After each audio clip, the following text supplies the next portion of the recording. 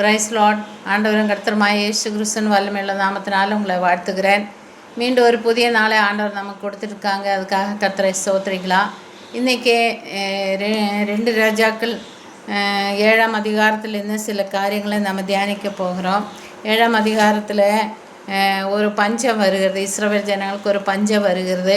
அது கதையை நான் சுருக்கமாக சொல்கிறேன். பஞ்சம் வருகிறது. அப்போ எல்லோரும் ரொம்ப பயங்கரமாக பஞ்சத்தில் எல்லாம் அடிபட்டுட்டு இருக்கிறாங்க. அப்போ 4 குஷ்டரோகிகள் அங்கே இருந்தாங்க. அவங்கள ஊருக்குள்ளே விட மாட்டாங்க. அவங்களும் பஞ்சத்தில் ரொம்ப பசியோடு தான் இருக்கிறான்.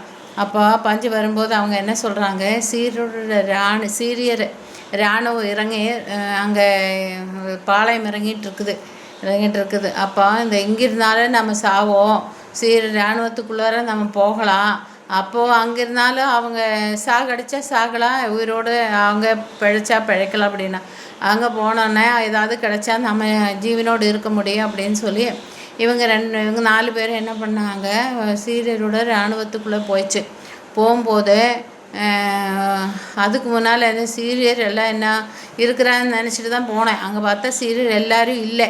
அவங்க உடமைகளை எல்லாம் விட்டு எல்லா அவங்களோட வஸ்திரங்களையும் பொன்னும் வெள்ளியும் ஒட்டகம் குதிரை கூட எல்லாம் விட்டுட்டு ஜீவன் மட்டும் தப்புனா போதுன்னு சொல்லி எல்லாம் ஓடியாச்சு.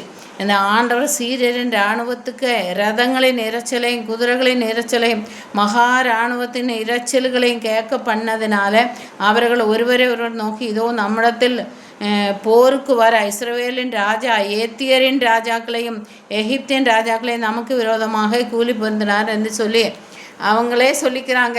அதை பயங்கர சத்தமெல்லாம் கேட்குது. இஸ்ரவேலனோட தேவன் இந்த மாதிரி எல்லாம் கேட்க பண்ணியிருக்குது. அதனால் நம்ம உயிர் பழைச்சா போதும் சொல்லுது, தப்பிச்சு போயிடலாம் அப்படி சொல்லி ஓடிட்டாங்க. இப்போ அந்த ஓடின பிறப்பாடு இவங்க 4 பேரும் உள்ளே நுழைய ஒரு கூடாரத்துக்குள்ளே பார்த்தோம். இதெல்லாம் ஒருத்தரையும் காணோம், ஒரு மனுஷரையும் காணோம். எல்லாம் கிடக்குது. எல்லாம் எல்லாம் கொஞ்சம் எடுத்துகிட்டு போய் வஸ்திரங்களும் பொன்னும் வெள்ளியும் நல்லா சாப்பிட்டு தின்னு குடிச்சு அவங்க பட்டினியோடு இருந்தாங்க. தின்னு குடிச்சு சாப்பிட்டுட்டு ஒரு இடத்துல கொண்டு ஒழிச்சு வச்சா. திரும்பவும் வந்து அதே மாதிரி இன்னொரு கூடாரத்துக்கு போய் அதை எடுத்து ஒழிச்சு வச்சா. இது நல்லதல்ல, நாம் செய்கிறது சரியில்லை, குற்றம் நம்ம மேலே சுமரும். நற்செய்தி அறிவிக்கிற நாள் நாம் போய் ராஜாவின் இடத்துல ஊருக்குள்ளே சொல்லணும் அப்படின்னு சொல்லிட்டு அவங்க ஊருக்குள்ளே ராஜாவின் இடத்துல நற்செய்தியை அறிவிக்கிறாங்க. அரமனைக்கு அறிவிப்போம் வாருங்கள்னு சொல்லிட்டு 2 பேரும் நற்செய்தி அறிவிக்கும் நாள் இது அப்படின்னு சொல்கிறாங்க. நல்ல காரியம். இப்படி அவங்க எல்லாம் ஓடி போயிடுச்சு, நமக்கு எல்லாம் பசியில் வாடி செத்துட்டு இருக்கிற இங்கே எல்லாம் கிடைக்கிதுன்னு சொல்லி அந்த நற்செய்தி நம்ம அறிவிக்கணும்னு சொல்லப்படுது. இதே சம்பவம் நமக்கு நற்செய்தி அறிவிக்கக்கூடிய நேரங்கள் தான் இப்போ இந்த காலங்களில் எல்லாமே. பக்கத்து வீட்டுக்காரங்க இதுக்கால நம்ம வீட்டில் அன்றாட வர போகிறவங்க எல்லாம் இருக்காங்க பாரு, அவங்களுக்கெல்லாம் நற்செய்தி நம்ம அறிவிக்கணும். நற்செய்தி சுவிசேஷம் அறிவிக்கலைன்னா நமக்கு ஐயோன்னு சொல்லியிருக்க. சுவிசேஷம் அறிவிக்கணும்.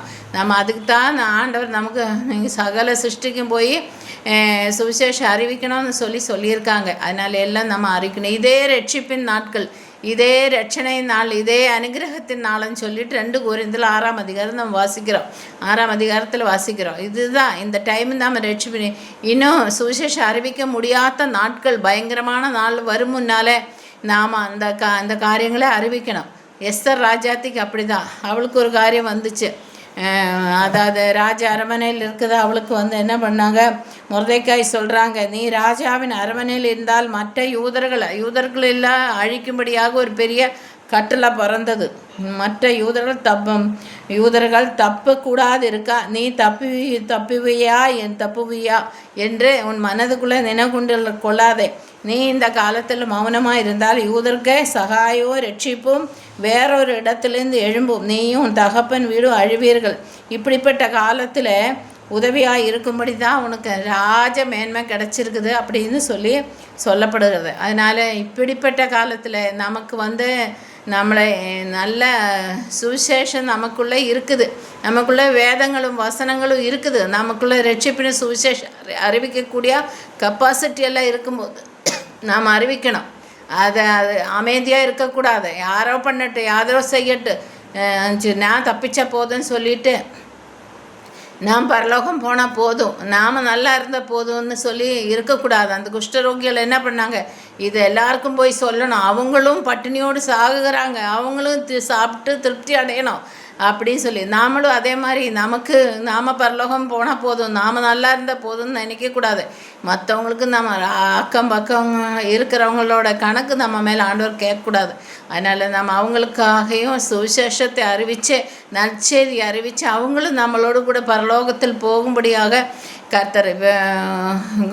கர்த்தர் செய்வாரே. பிதாவாக இருக்கிற தேவன் தன்னோட ஒரே பேரான குமாரனை ஒடுக்கப்பட்டது எதுக்கு? நீ நானும் நல்லா இருக்கிறதுக்கு தான். நீ நான் ரட்சிக்கப்படணும், நீ நானும் அழிந்து போகக்கூடாது, பரலோகம் வந்து சேரணுங்கிற ஒரே நோக்கத்தினோடு தான். எல்லாரும் ரட்சிக்கப்படணும்னு ஒரே நோக்கம்தான் அவருக்கு இருந்தது. அதனால் நாமளும் நற்செய்தி அறிவிப்போம். இந்த குஷ்டரோகிகள் எப்படி அவங்க எந்த ஆதரவு இல்லாதிருந்த போதும் கூட இந்த ராத்திரியிலே போய் அரண்மனையில் போய் அந்த விஷயத்தை சொல்லி எல்லாரும் காக்கப்பட்டாச்சு. பெரிய காரியத்தை அவங்க செஞ்சாங்க.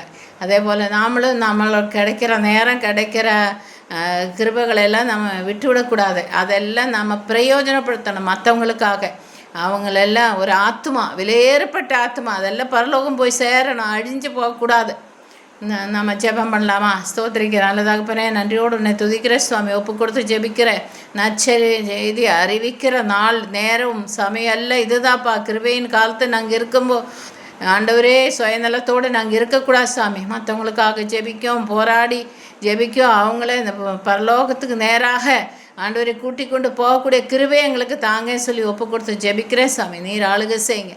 எல்லா துதிகான மகிமை நீர் எடுத்துக்கொள்ள இயேசுவின் மூலமாக பிதாவே, ஆமேன்.